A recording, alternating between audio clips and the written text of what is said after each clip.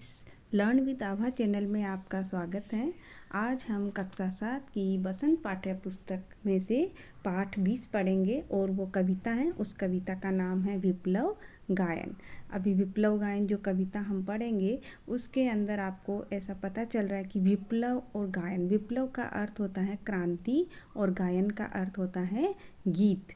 और तो ये जो कवि हैं बालकृष्ण शर्मा नवीन हैं और उनका जैसा कि नाम के पीछे नवीन है तो इसका मतलब क्या है कि कुछ नया चाहते हैं, कुछ क्रांति करके और कुछ समाज के अंदर कुछ नया करना चाहते हैं। तो इस प्रकार चले आइए हम कविता स्टार्ट करते हैं। विप्लव गायन। विप्लव गायन, क्रांति का गीत। कवि कुछ ऐसी तान सुनाओ जिससे उथल पुथल मच जाए। कवि कहना चाहता है कि तुम कैसी तान सुनाओ। तान का अर्थ होता है गीत। कि कवि कहता है कि हे युवा वर्ग, तुम ऐसा कोई गीत सुनाओ, ऐसा कुछ क्रांति का गीत सुनाओ जिससे उथल पुथल मच जाए, जिससे क्या हो जाए, परिवर्तन आ जाए। समाज के अंदर जो भी बुराइयां हैं, जो रूढ़िवादिता हैं, जो भी फैली हुई हैं, उसमें क्या हो जाए, समाज के अंदर बदलाव आ जाए, समाज में एक नवीनता आ जाए। इस प्रकार वो आगे कहते हैं एक हिलोर इधर से आए, एक हिलोर उधर से आए। इस प्रकार युवा वर्ग को वह कहता है कि हिलोर, हिलोर का अर्थ होता है लहर। इस प्रकार जो विचारधारा रूपी जो लहरें हैं वो एक तो इधर से आए, कुछ उधर से आए, जिससे क्या हो जाए, समाज के अंदर जो भी बुराइयां हैं वो दूर हो जाएं, बदलाव आ जाएं। ठीक है। इस प्रकार आगे कहते हैं कि कवि ये दूसरे पैराग्राफ में अपन पढ़ते हैं कि सावधान मेरी वीणा में। सावधान क्या होता है कि जो युवा वर्ग को आगे वो कहते हैं कि सावधान हो जाओ, हे युवा वर्ग, अब मेरी सावधान हो जाओ। उनको सावधान करते कि मेरी वीणा में चिंगारियां आन बैठी हैं। अभी क्या हो गया, मेरी वीणा, जो मैं वीणा बजाता हूँ, जो शांति रूपी जो मेरी वीणा में गीत निकलते हैं शांति के, वो अब मेरी वीणा में शांति के गीत नहीं निकलेंगे। अब चिंगारियां आन बैठी हैं। चिंगारियां का मतलब होता है क्रांतिकारी। अब मेरी वीणा के अंदर क्या आ गई है, क्रांति आ गई है। अब जो भी मैं गीत गाऊंगा वो क्रांति के गीत गाऊंगा, जिससे समाज के अंदर क्या हो जाएगी, बदलाव आएगा और जो बुराइयां हैं वो सब दूर होने वाली हैं। तो आगे वो ललकारते हुए युवा वर्ग को कहते हैं कि कवि कहते हैं कि वीणा के अंदर मेरी क्या आ गई, चिंगारियां आन बैठी हैं, टूटी है मिजराबे। अब जो मेरी मिजराबे टूट गई हैं। मिजराबे का अर्थ होता है जो वीणा बजाते हैं, जो उंगली के अंदर जो तार लगाया जाता है उससे वीणा बजाते हैं। तो अब चाहे मेरे में हृदय के अंदर इतनी क्रांति आ गई कि अब मैं जो भी बजाऊंगा, चाहे मेरी जो तार हैं वो क्या हो जाए, टूट जाएं, मिजराबे टूट जाएं, और अंगुलियां दोनों मेरी ऐठी हैं। जो मैं उंगलियों से बजाऊं चाहे मेरी उंगलियां ऐठ जाएं, लेकिन मैं समाज में, मुझे अभी क्या चाहिए, बदलाव चाहिए। इसलिए मेरे को अभी मुझे क्रांति का गीत कंठ रुका है महानाश का, मारक गीत रुद्ध होता है, अब शुद्ध युद्ध होता है। यानी वो आगे क्या कहते हैं कि अभी मेरा कंठ, कंठ का अर्थ होता है गला, और रुका है, और महानाश, महानाश का अर्थ होता है पूर्ण विनाश। और जो अब मेरा कंठ रुक गया है, अब मेरा जो क्रांति से जो गीत निकल रहा है उसका से मेरा कंठ रुक गया है, मैं अच्छे से गीत नहीं गा पा रहा हूँ।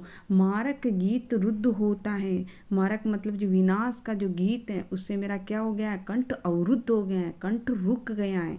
और अब मेरा रुक गया है, उससे अब जो भी मेरा गीत लगेगा, जो भी मेरा गीत निकलेगा, उससे क्या निकलेगी, आग निकलेगी, और आग लगेगी क्षण में हंतल में, अब शुद्ध युद्ध होता है।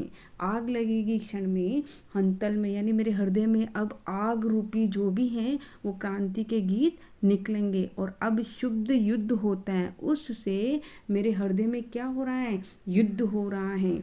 जाड़ और जंखाड़ दग्ध हैं इस ज्वलंत गायन के स्वर से। आगे कवि कहता है कि अभी मेरे जो गायन कर रहा हूँ, जो मैं क्रांति का जो गीत गा रहा हूँ, वो ज्वलंत है। ज्वलंत मतलब जला देने वाला। और जाड़ और जंखाड़ जो रूढ़िवादियाँ हैं, पुरानी विचारधाराएं हैं, वो क्या हो जाएगी? दग्ध। दग्ध का अर्थ होता है जलना। तो अभी क्या हो जाएगी? जाड़ और जंखाड़ जितनी भी बुराइयां हैं वो सब क्या हो जाएगी? जल जाएगी। मेरे क्रांतिकारी अगर मैं गीत गाऊंगा, उस जितनी भी बुराइयां हैं, जो भी हैं रूढ़िवादिता, वो जल जाएगी। इस ज्वलंत गायन के स्वर से, रुद्ध गीत की क्रुद्ध तान से। रुद्ध गीत, रुद्ध मतलब अवरुद्ध, जो मेरे गले में से अवरुद्ध जो गीत निकल रहा है, उसकी जो तान निकल रही है, वो कैसी निकल रही है? क्रुद्ध निकल रही है। और निकली मेरे अंतरतर से। अंतरतर का अर्थ होता है हृदय। हृदय से जो निकलने वाली जो तान है, जो क्रुद्ध गीत निकल रहे हैं, उससे क्या होगा? जितनी भी विचारधाराएं, रूढ़िवादिताएं, समाज में फेरी बुराइयां हैं, वो सब क्या हो जाएगी? जल जाएगी और वो खत्म हो जाएगी। अब देखिए आगे कवि कहता है कि कण कण में है व्याप्त वही स्वर, रोम रोम गाता है वह ध्वनि, वही तान गाती रहती है कालकूट फणी की चिंतामणि। कण कण में है व्याप्त वही स्वर। इस प्रकार कवि कह रहा है कि हर हर कण कण यानी दूर दूर तक मेरा यही जो स्वर है, जो क्रांतिकारी स्वर है, वो ही गूंज रहा है, चारों ओर वही गूंज रहा है। रोम रोम गाता है वह ध्वनि। इस प्रकार जो हर व्यक्ति है उसके रोम रोम, रोम रोम मतलब शरीर का जो छोटा सा, जैसे बाल जो रवे होते हैं उसको बोलते हैं उसके रोम रोम। उसके सार शरीर का जो छोटा भाग, उसके अंदर भी उसमें क्रांतिकारी की जो भावना है, उसमें से वो गीत निकल रहा है, वो ध्वनि निकल रही है। वही तान गाती रहती, वही तान गाती रहती मतलब वही जो क्रांतिकारी जो गीत निकल रहा है, वही गीत सबके उसमें से निकल रहा है। कालकूट फणी की चिंतामणि। और इस प्रकार वो इस चिंता में रहता है। कौन चिंता में रहता है? कालकूट। कालकूट का अर्थ होता है जहर। भयंकर जो जहर होता है उसको बोलते हैं कालकूट। और फणी, फणी का कालकूट का अर्थ होता है जहर, पॉइजन, ठीक है। और फणी की चिंतामणि, फणी का अर्थ होता है नाग। जिस प्रकार नाग है, नाग मतलब जो सांप होता है उसके ऊपर क्या होती है? मणि होती है। शेष नाग जो होता है उसके ऊपर मणि होती है। वो चिंता में, उसी चिंता में रहता है। इसी प्रकार जो युवा वर्ग है वो भी उसी चिंता में है कि मेरा कब बदलाव आएगा, समाज में जो भी बदलाव है वो कब होगा। उसी चिंता से वो आक्रोश रूपी जो भी गीत है वो गाता रहता है।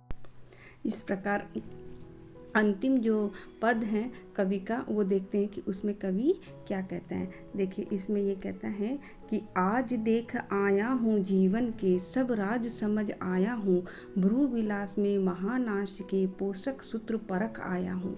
कवि बालकृष्ण शर्मा नवीन है, वो अंतिम पद में इस कविता के माध्यम से कहते हैं कि आज देख आया हूँ, मैंने जीवन के सब कुछ मैं देख के आ गया हूँ। सारा कैसे जीवन का जो होने वाला है, जो भी नवीनता होने वाली है, समाज में कैसा बदलाव लाने का है, वो मैं अभी सब कुछ समझ आएगा। राज समझ आएगा। राज का मतलब रहस्य, मैंने सब रहस्य समझ लिए हैं।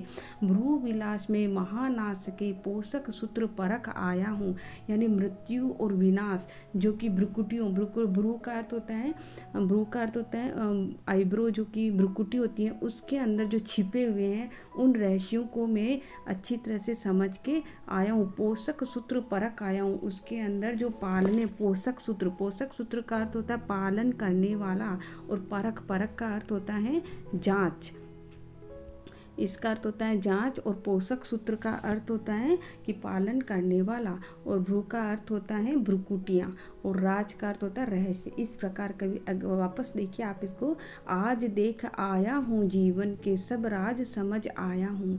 आगे कवि यह कहते हैं कि अभी मैं जीवन के सभी रहस्य को समझ गया हूँ कि किस तरह से समाज में बदलाव ला सकते हैं। भ्रू विलास में महानाश, महानाश का अर्थ होता है पूर्ण विनाश। अभी जो पूर्ण जो विनाश को किस प्रकार ख़त्म करना है, और भ्रू विलास में महानाश के पोषक सूत्र परख आया हूँ, और मृत्यु और विनाश जो कि भ्रुकुटियों में छिपे हुए हैं, उन पोषक सूत्रों को मैंने अच्छी तरह से पहचान लिया है, और मुझे अभी समाज के अंदर किस तरह से बदलाव करना है। इस प्रकार ये जो कविता है बालकृष्ण शर्मा नवीन ने जो कविता लिखी है, वो कविता नवीनता समाज में बदलाव लाने के बारे में लिखा है और उन्होंने संदेश दिया है कि और इसमें जो भी है वो समाज में बदलाव लाना ज़रूरी है।